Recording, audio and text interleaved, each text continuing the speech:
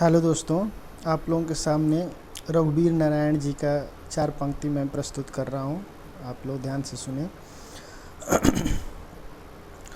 सुंदर सुभूमि भैया भारत के देशवा से, मोरे प्राण बसे हिम खोहरे बटोहिया।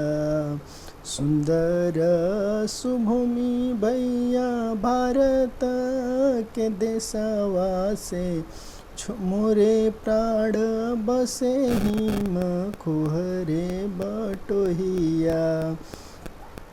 एक द्वार घेरे रामा हिम कोतवालवा से, 3 द्वार सिंधु घराने रे बटोहिया।